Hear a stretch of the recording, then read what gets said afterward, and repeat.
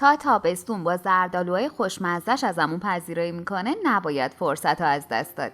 با اکوکوک همراه باشید. هسته 250 گرم زردآلو رو به این صورت جدا کنید.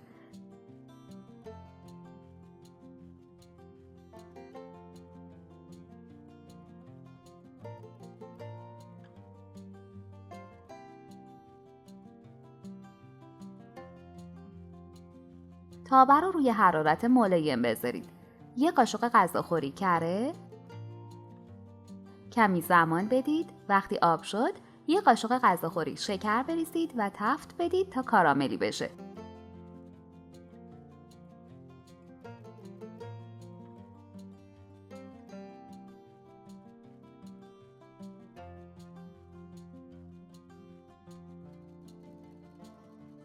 زردآلوها رو داخل تابه بچینید و 5 دقیقه بذارید بپزه.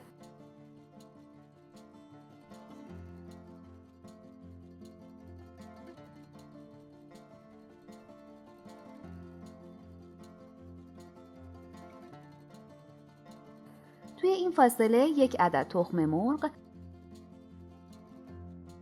نصف قاشق چایخوری وانیل شکری، 1/3 پیمانه شکر هم بزنید.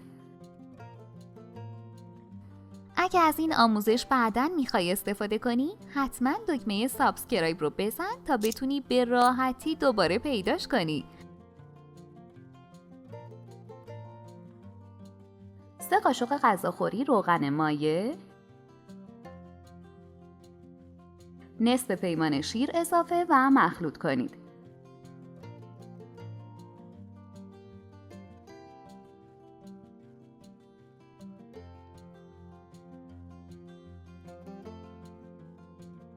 یک و 1/4 پیمانه آرد رو به همراه 1 قاشق چایخوری بیکینگ پودر روی مواد الک و 1 دست کنید.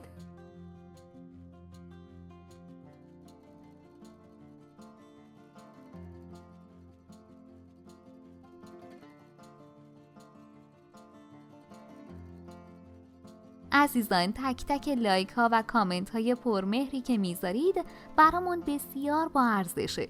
به ما انگیزه میده تا آموزش ها رو با اشتیاق بیشتری براتون تهیه کنیم.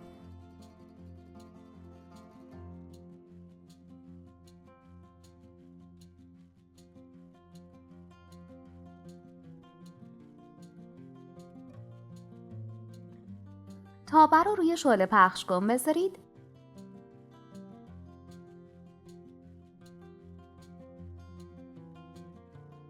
و مواد رو روی زردآلوها بریزید.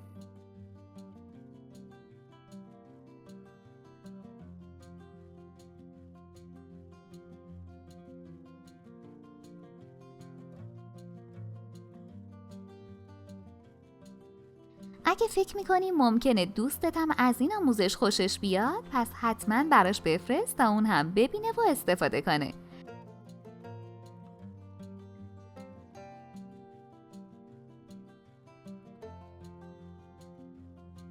درش رو بذارید و 20 دقیقه زمان بدید.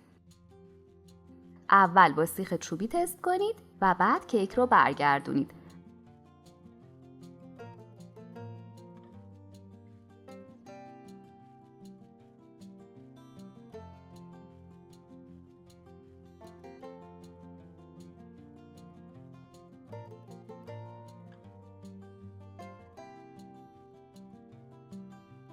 بعد از 5 دقیقه آماده برش زدنه.